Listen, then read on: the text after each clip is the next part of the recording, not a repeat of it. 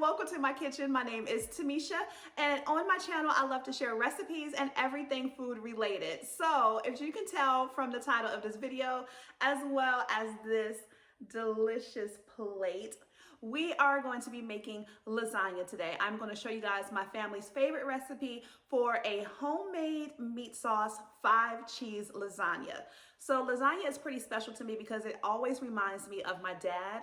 When I was growing up, my dad was always the go-to person for lasagna at any event that we were invited to. He always had to bring a pan of lasagna. It was that popular, highly requested, and there were never any slices left over. So I'm going to be showing you guys how to make a lasagna in your own kitchen for your family in no time. All right, so we're going to start off with chopping up our vegetables for our lasagna meat sauce. So I have some parsley already chopped up. I have about a medium-sized onion, as well as 2 cloves of garlic, and then I also have 1 red bell pepper. Now normally I use red and green bell pepper or a yellow one. I looked in my refrigerator and I only had red, which I dropped the ball on that one. I didn't plan it out enough to actually make sure that I had the green ones, but that's okay. You use what you have. If you wanted to add mushrooms to your meat sauce, you can definitely do that. It's up to you. I've had it with spinach in there before as well, so it's pretty much just up to your preference. So in my pan, I have some olive oil already heated up. So what I'm going to do now is add in my bell peppers and my onions. We're going to saute these for about 2 minutes, and then I'm going to add in the garlic. You don't want to add in the garlic yet because adding it in too early will just have the garlic kind of bitter and it'll burn a little bit quickly. So that looks good. A couple of pieces of parsley fell in there, but that's okay. That's all right. They can stay in there. They just went on the show a little bit early. All right, so just get this moved around and coat it in the oil. And we're going to let this saute, like I said, for about 1 to 2 minutes on a medium heat before we add in our garlic.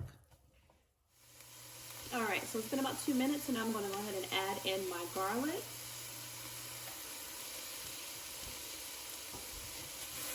And get this moved around as well.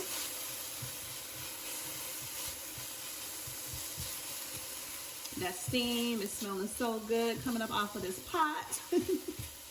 You know, like a good little garlic facial going on.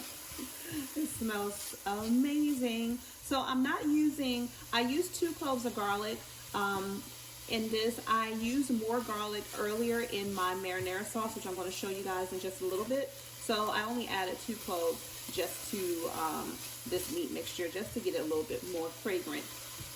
But this looks good. So what I'm going to do now is add in my meat. So what I'm using today, I'm using 1 pound of ground beef and 1 pound of mild Italian sausage. So let me go ahead and get those into our pan. All right, so our Italian sausage is already in there, and I'm just adding in 1 pound of my ground beef.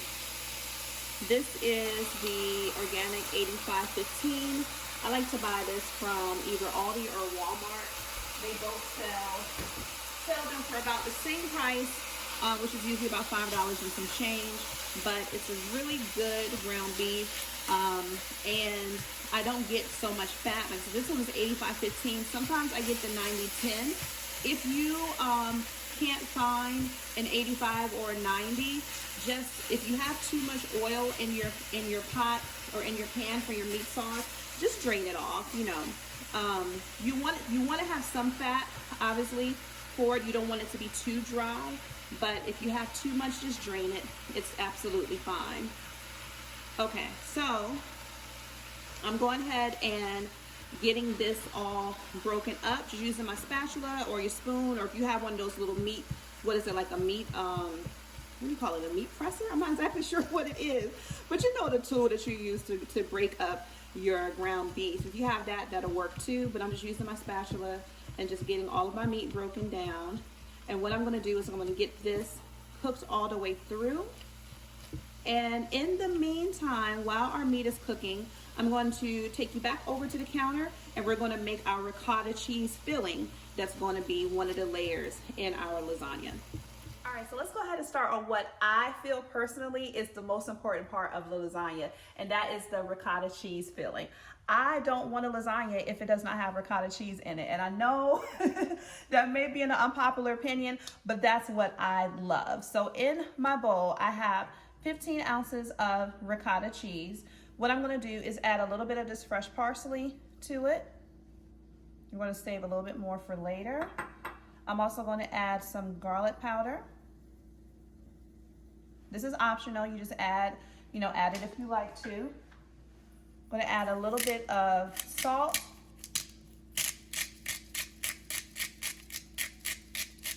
Guys, that meat is smelling so good over there on the stove top. It's just about finished browning, so we're about to go check on that in a minute.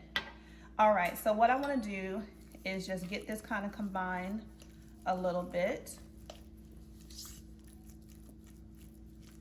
And so you could actually use about 2 tubs of ricotta cheese. It just depends on how big of a pan of lasagna you're making. I don't like to overdo it with the ricotta, so I only stick to just 1. Okay, so what we're gonna do now is I have in here 2 eggs. I'm gonna get that added to our ricotta mixture as well. And then I also have some Parmesan cheese. Now, freshly grated would be best for this recipe, but like I tell you guys all the time, use what you have. Use what you have. But if you have the option to use freshly grated, definitely do so. So that was about 3/4 of a cup of parm. Don't need to add too much because trust me, we're going to add more cheese to this lasagna later on. So what I want to do is just get this combined, get all the eggs mixed throughout, and then we're just going to set this in our refrigerator.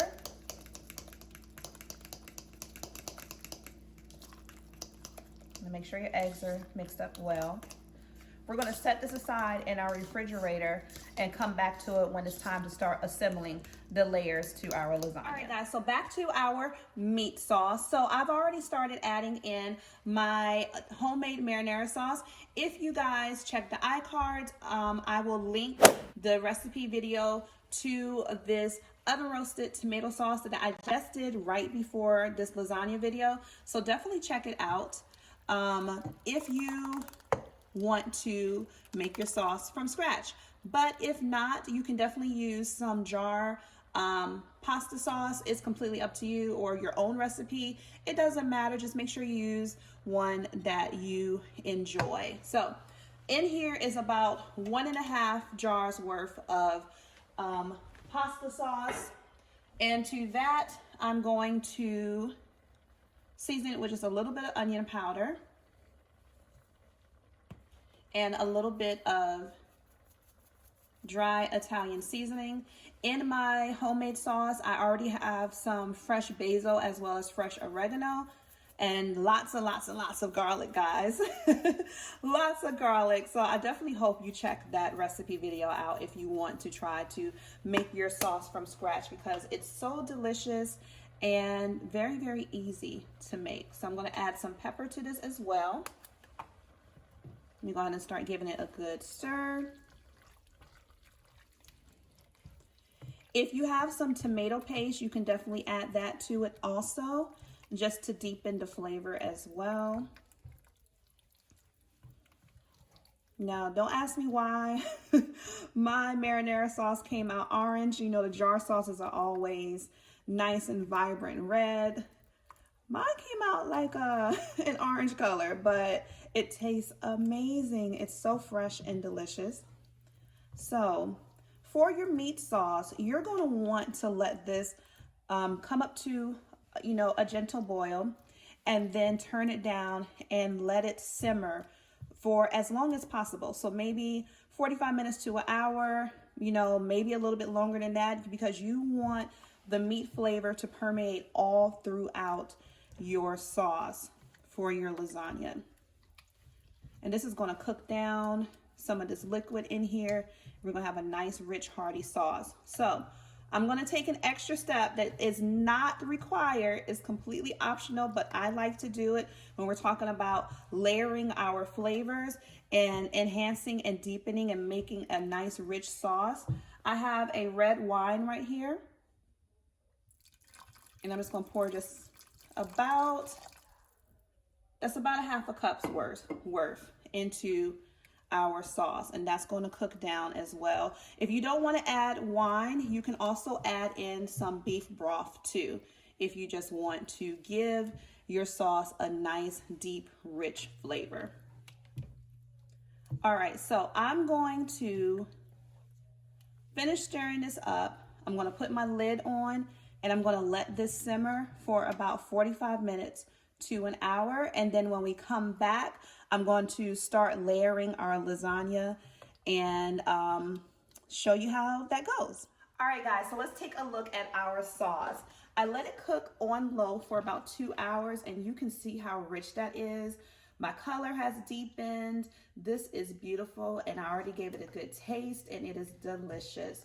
So adding the wine or broth to it, as well as letting it cook low and slow, is really going to give you the perfect meat sauce for your lasagna. So this looks good. All we have to do now, guys, is go ahead and get over to our countertop and let's start layering. All right, guys, so let's go ahead and get started with our lasagna layering assembly line. So what I'm using today, I just have these oven-ready lasagna sheets. You can use whichever lasagna noodles that you want to. These you don't have to bake, so I just picked these up, but use whatever your preference is. You can also get the boiled noodles as well, that's fine. We have our ricotta cheese mixture that we made up earlier. Now let's talk about the cheese, okay? So when my dad would make his lasagna, he would load it up with cheese. I'm not using as many as he did, but this is 5 cheeses all together. So we got a ricotta cheese, and then right here we have our mozzarella, Parmesan, Asiago, and provolone cheese in here. So of course we got our meat sauce, and then we're just going to use a little bit of parsley on the top as a garnish. So in my casserole dish, I went ahead and layered just a little bit of tomato sauce on the bottom because we don't want to have our bottom layer of noodles burn. So this is going to be a 9 by 13 casserole dish, and all I'm going to do is start getting our lasagna noodles layered in here.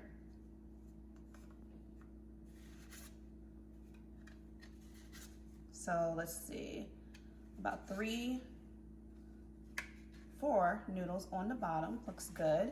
So what I'm gonna do is I'm gonna take our ricotta cheese filling and just spread that onto our noodles.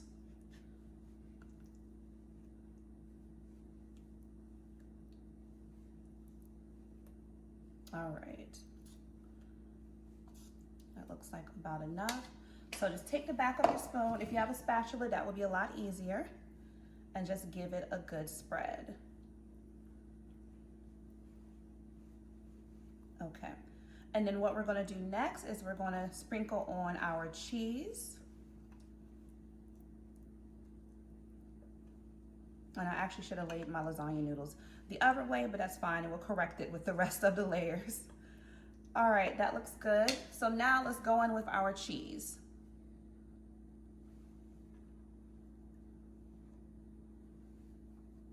And in this pan, I should be able to get maybe 2 layers at the minimum, but we're gonna try to get 3 if possible.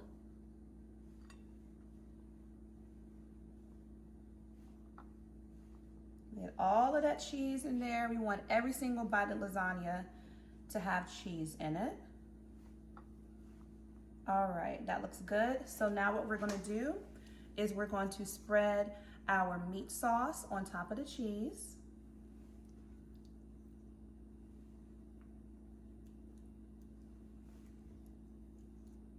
And if you have any extra left over, you can make yourself a small pan of lasagna that you can put up in the freezer. Lasagna actually freezes very well. You just want to make sure it's cooled off completely. You can go ahead and slice it up, wrap your slices in foil, and then put it in a freezer Ziploc bag, and it'll keep very well in your freezer. All right, so once I get all of my cheese, once I get all of my meat sauce in here, we're just gonna repeat the steps for each layer.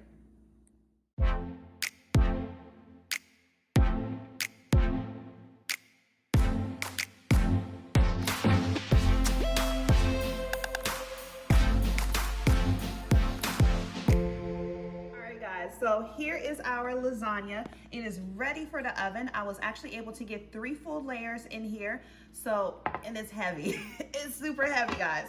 So what we're gonna do is I have my oven preheating to 375 degrees. We're gonna bake this for about 45 minutes to an hour. But you don't want to cook your lasagna too fast because your cheese is gonna burn on the top. It's gonna be dry inside. So what you wanna do is for the first half of your cooking, you wanna take some foil and just lightly, loosely cover it. Almost like just like kind of tinting it a little bit. Just loosely cover it, not too tight. And we're gonna bake it like this. And then halfway through the cooking process, we will lift the foil off and then let it bake uncovered so that our cheese gets nice and let it bake uncovered so our cheese gets nice and bubbly, and you know the cheesy goodness I'm talking about with lasagna. So I'm gonna pop this in the oven, and when we come back, I will show you the finished pan of lasagna. All right, guys, so you see her. This lasagna right here. Oh my God, it looks so amazing. You see it just bubbling. The cheese is melted perfectly, nicely browned. Oh my God. So here is where the most difficult part of this lasagna recipe comes into play. You actually have to wait to cut into your pan of lasagna, and I'm gonna give you a couple of reasons why. Now, if you wanted to, you can dive right in and cut it, but you're gonna burn your mouth because it's way too hot. It is way too hot, and you definitely don't want any type of heat action in your mouth going on. But a couple of other reasons which are pretty important. One is you need to give your lasagna some time to settle. If you were to cut into it right now, it'd be a big cheesy mess on your plate. It would be delicious, obviously, but it would be messy. So you want to actually give it a chance to settle so that you can enjoy those layers that you took the time to create in your pan. But also, I don't know about you guys, but I actually like for my casseroles or any type of dish that has a sauce or anything to it to sit a little bit longer. The longer you let it sit, just like when we made our meat sauce, the better it tastes. You guys know what I'm talking about. Leftovers taste better the next day, right? Well, for some things, but for the most part, leftovers taste better the next day. So my suggestion would be, if you are making a pan of lasagna and you want to have it for dinner, maybe make it the night before so they can have time to cool completely, wrap it up, put it in the refrigerator, and just let it sit overnight, you know, maybe a good 12 hours or whatever. Or if you want to make it the morning of and serve it that night for dinner, you can do that. But the longer you let your lasagna sit, the better it tastes, guys. You know, this is another dish that is definitely a labor of love. It is not that difficult to make, just like I just showed you in this video, but the longer you allow it to come together, the more enjoyable it will be for you. So I hope that you guys enjoyed this video with me today. As always, if you try this recipe out, definitely let me know. Come down in my comments section and let me know if you gave it a try. You guys know I love to hear from you. And I'll be having more videos coming your way very shortly. So until the next video, guys, thank you so much for watching.